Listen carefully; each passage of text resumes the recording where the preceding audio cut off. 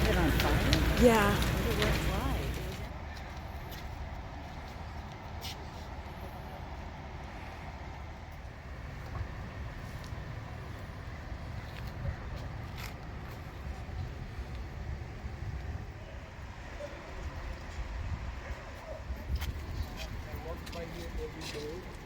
And I was seeing all the progress here. So this was under construction. Me and Wolf Sucker used that here. Right? I can't believe it. They just finished this house.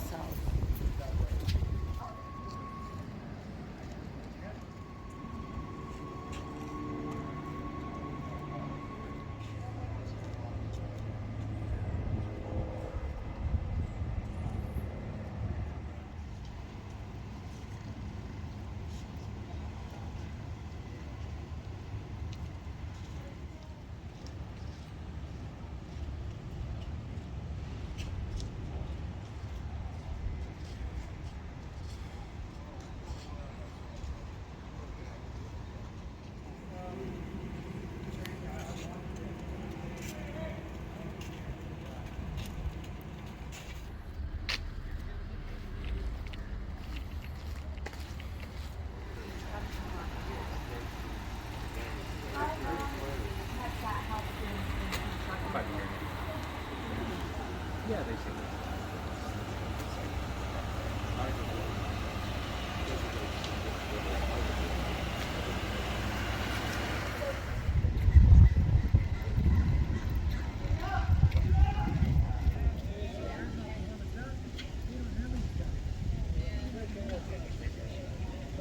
I used to live right that way. I used to live in Pacific Side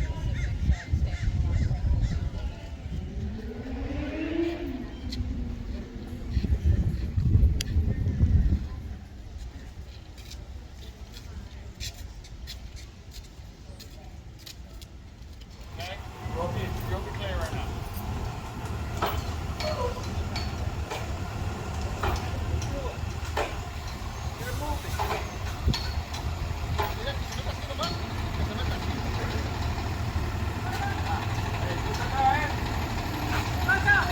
Yo quería poner passenger here right now.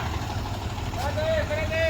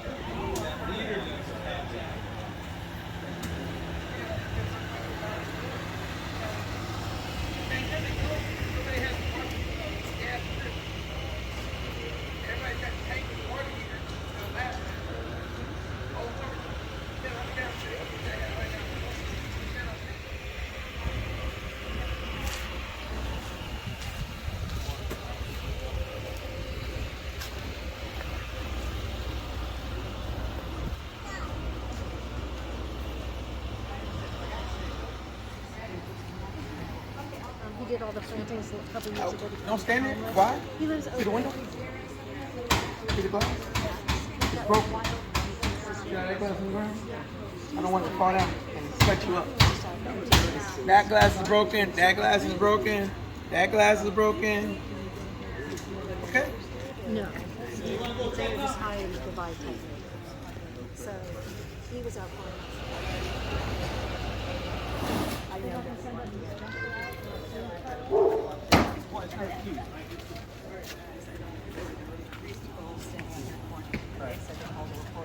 Trash can right there? It's a blue trash can. Oh, I didn't realize that. See the green one? Oh, wow.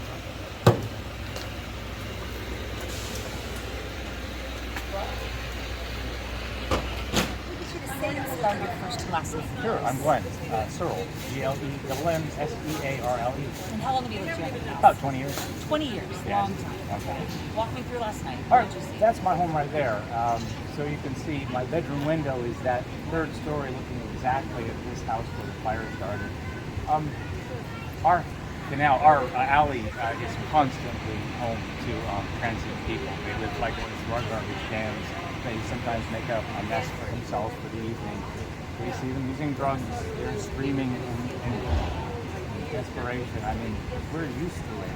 The police don't respond because local leadership has not given them any direction on what to do about it. I often write my local leadership about mental illness specific issues, and I don't get any impact from it. So I'm very frustrated.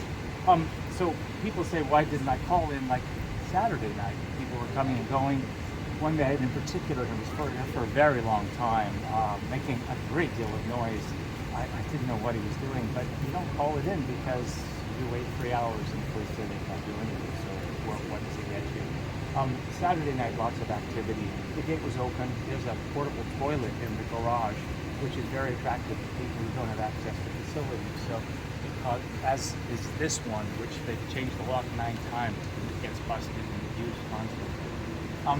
So Sunday night, I hear noise as usual in this place. I didn't go to the window to see what's going on because it's so normal. My dog went to the window though, and that was unusual. So I looked out and I saw a fire started. When I saw it, it seemed like a pretty controlled fire, maybe about 2 feet around, on what was a sheet of plywood, which is on top of concrete, because it's a garage. So there isn't a lot of wood for the fire to move, if you know what I mean. In my mind, it was going to become a black thing, black smoke damage to the garage, so I called 911. But in the 2 minutes I was on hold with 911, which is infuriating, it went from a seemingly controlled circle to flames coming out on all sides of the garage. So I'm not an expert, but I really think an accelerant was involved. It wasn't just a cigarette butt or an accidental fire. That's my theory, because it doesn't make sense how quickly the fire progressed. So did you see people, when that fire started, were there people around it? I did not see any people the night of the fire specifically. If I did, I'd say so. The night before, many people coming and going. I heard people, did not see anyone on Sunday night, the night of the fire. Do people sleep here? They sleep here, they use the toilets here, they do drugs here. We find crack pipes, we find needles. I mean, there's real mental health issues at play. So even though you didn't actually see anybody the night of the fire, when the fire broke out, it's your personal belief that it was transients that likely started this? I can't really say. I really wish I understood. I'd like to know. I can't say. My neighbors have reported on this side and that side that they found a box of matches in front of their homes the next morning, 2 homes. And one of them, there's a pile of human feces beside the matches. So there's some weird messaging going on, and I have no idea what it means, whether it's a distraction or a message to the neighborhood. Well, you said that you're calling the LAPD or calling anyone to this because you just wait forever. Have you done that in the past? Well, you don't really wait forever, but when they get here, they tell you there's nothing they can do. They'll tell the person to move on, and you're back the next night. So. And have you had experience with that? Yes, I have called them in, and I've dealt with the police, and I've had no results. I've written Mike Vaughn, and his office does not respond. Their policy is hands off. It sounds humane and progressive and liberal, which I am also, but leaving people on the streets with mental illness is not humane. And it's insufferable for residents trying to just live out a normal life. They live in our garbage cans. I mean, we wake up with garbage everywhere. It's no life for them. They're experiencing extreme PTSD and need to be off the streets. How does it make you feel? No, I mean, you came, right? You've been a part of this community for decades. I own the home. Yeah, it's okay. How does it make you feel? I mean, as a human, it makes you feel such distress for what these people are going through. Even people I really like, I just resent that they're living there because it's not healthy for them or us, for the community. It's, I don't know, and angering, but also disempowering, disenfranchising. What do? You sell the house that's lower than its value to move out of a place you love living in. It's been particularly bad 8 years. It got really bad during the pandemic.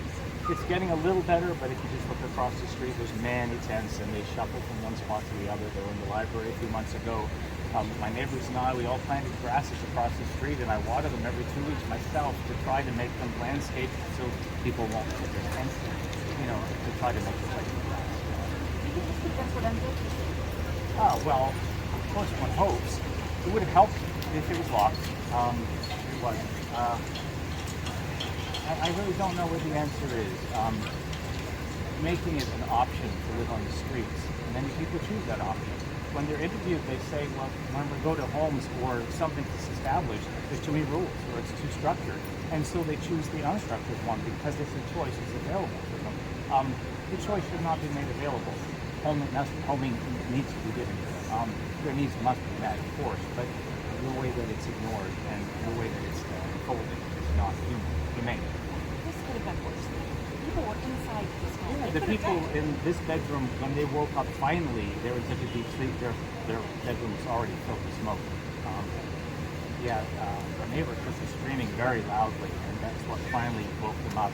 I was in a bit of shock, dealing with 911, and then I tried to hose down those wood panels so they wouldn't burn, but the heat became so overwhelming that I had to pull out. We went on the front of the street, waited 20 minutes for the trucks to arrive. By then I assumed we were in flames, but luckily not too much damage. So you were trying to hose off your own property to try to... Yes, a neighbor did theirs too, because the sparks were flying everywhere and the heat was getting so powerful. It was amazing. What was going through your mind? What were you thinking during that? That sounds Well, chaotic. you're in shock. You're just very calm. You're just trying to deal with things the best way you can, I mostly when I play it back, I can't believe that I thought this was going to progress so slowly, and then it just, boom, that took me by surprise. Anything else you want to say? Is there a lesson to be learned here? Is there a Well, message for city leaders? We have elections coming up, and Tracy Park lives in Venice, and I believe that she's going to handle the situation much better than Mike Bonnie's successor here in Darwin. So I really hope that people will think about Venice, not just their own situation, and vote to help us in a way that will be more practical. Anything else you want to say? That's all. Thanks. Pleasure. So is your home okay? Are you... Yeah, we have some damage. So that window right up there? The windows are smashed. The wood is burned. My husband's wood there is all burned. The handles on the windows have melted. I mean, it's not just the wood, glass is gone, the metal frames have melted. The heat is incredible, just crazy. You'll see a car that was melted just around the corner there. Some of the cars in that garage had melted a little bit at the back. The heat was just, we're just far enough away that we were lucky to have it. To really see the extent of the damage on that house, you've got to take it On the other outside. side? Yeah, we went over there briefly. Look at these trash. Yeah, I know, the trash Look, can. those are my It's like trash no- cans there. They melted to nothing. Those There are was, the trash there was cans. 5 trash cans there. Oh my God. Yeah, Oh my God. that's, you see how hot it was. Huh? And Bobby's house across the canal, did you see how the siding buckled? Yeah. He I said it didn't was look. so hot.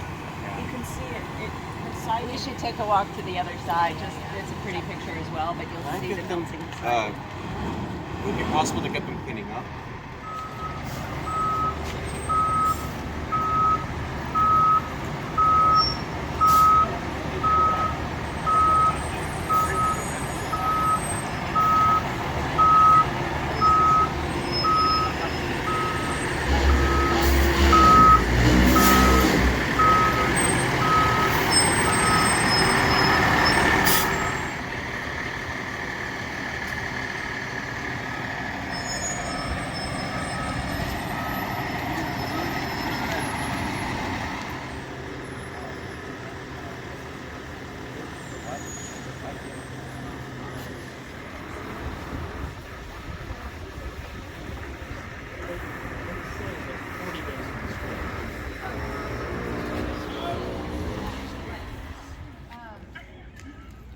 What else do you need me to do?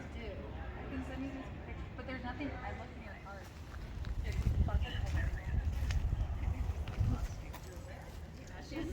She is a daredevil. And so I knew that I couldn't, so nobody else was gonna, so. Yeah, they took too long of a time coming here, you know. got called around 10:30 and they didn't find it till 11, and they didn't know where the fire hydrants were, and it was pretty chaotic, I think, even though we didn't, because they didn't do it fast. How much had burned by the time they got here? My house, basically. It had jumped to my house when it was called in. And I got out of the house. I thought, oh God, they're going to be here and my house will be saved. And that wasn't even close, because they didn't get here. How long did it take? I think it was probably, I know it was 30 minutes. And I think it was more than that before the water started flowing. Yeah. What was going through your mind, Irma, when you looked at this house and you saw these flames? I thought, I get to move, because this place sucks, you know? that there's, it's a renegade place here. You know, if you're homeless, you can come here and you can camp on the street, and there's no recourse. You can do whatever you want. You can skateboard any place. You can break into houses. It's really lawless almost. But it wasn't like this 24 years ago when you moved, was it?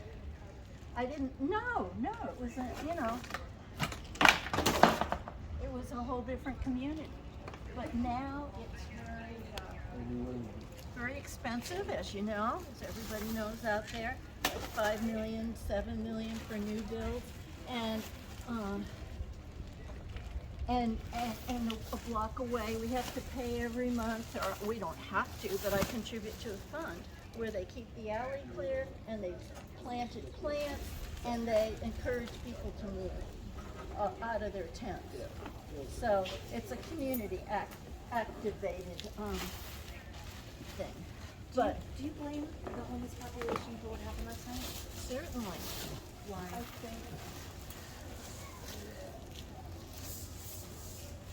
because they're mentally ill and they're drug addicts. I was a clinical psychologist, so somebody might think I had some compassion for people, but people's problems, when you get to be 40, 50, it's your own fault after a while. You have to take responsibility for your own, for what you have wrought. And living out on the streets, there are other places in the world, there's, you could have, other places in California, you go in other places in another state where there's affordable housing, where there are jobs, instead of being in your own little fantasy about living in Venice without paying the dues or the price, or having the moral responsibility to contribute to your society. How have your neighbors been throughout this last 24 hours? They've been wonderful, because they all know them, we're living their nightmare. Because everybody has people picking through their trash, everybody has had people come in their house. We've had an invasion before. People have been killed in this neighborhood. You think, oh yeah, nice Venice, a beachside community. It's terrible. Do you think this could have been prevented? Definitely. Yeah, with more rules, with more adherence to laws that are already in place. Yeah, this is, I don't know what it is. That everybody that skateboards down to the sidewalks knows they're not supposed to. That's minor infraction. They know they're not supposed to start fires in people's houses. They know that, and yet they do it. So they're not mentally ill. They're criminally should be criminally responsible. I'm a clinical psychologist, a neuropsychologist. So I don't think I don't think we're making people step up in grade schools and junior highs and high schools and be serious. You know, it's the whole American failure. I'm blessed. I'm lucky. Were you ready to move prior to this? Oh yeah, I looked all over the place. You know, I've checked out neighborhoods north of here on the East Coast, and with the thought, but I like it here too. You know, I mean, there's really good people, great people here, and it was my dream to live here. So, Do you have a message for either the people who are responsible for this, or if you believe it's the city leaders who allowed this to happen? Do you have a message that you want people to yeah, shape up. Shape up. Take responsibility for your lives. And if you're an elected officer,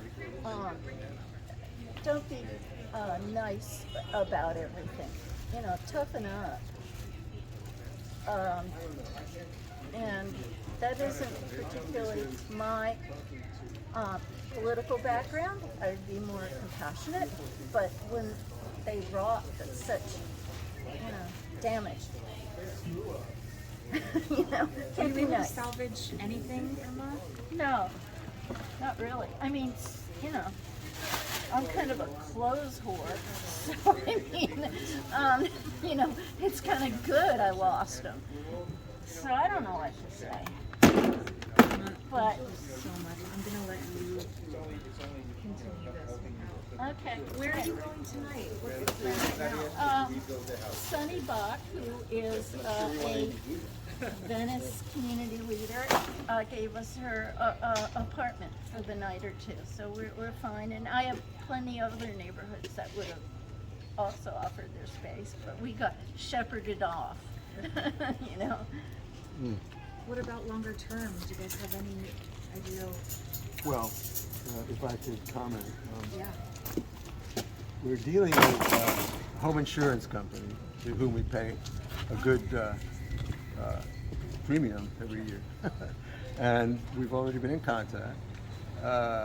They have several adjusters calling me or about to call me to start setting up a process, including finding us temporary housing for which might be 2 or 3 years.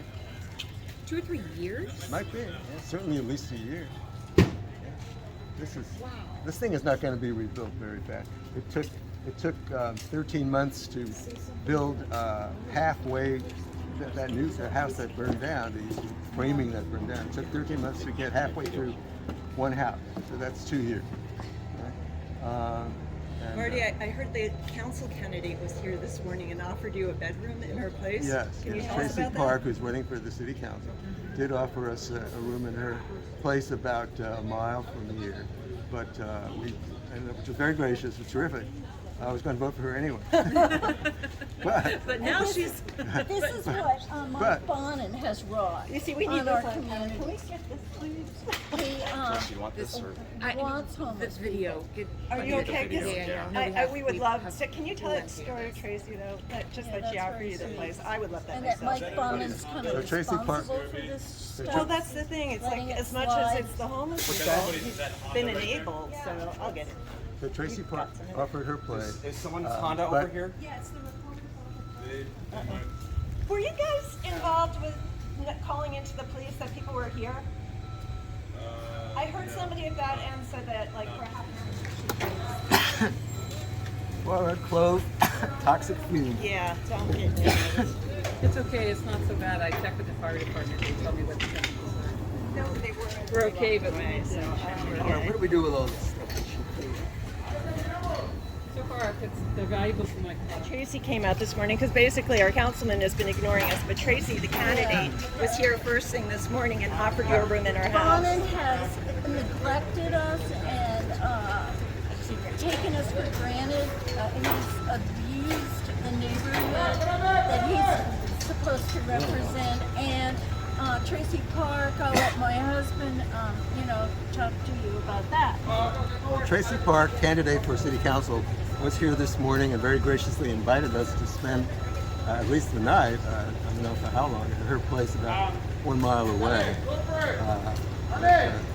Lincoln and Washington. But we thanked her for it, but luckily we had friends who were closer than that, really a short walk from here. So that's where we're staying, at least for a few days. And then by then, the insurance company might have found us more permanent temporary housing. I'm not commenting on your enforcement of the laws. Okay, with that truck I can't hear you. Hang on one second for these guys to back. Pasó.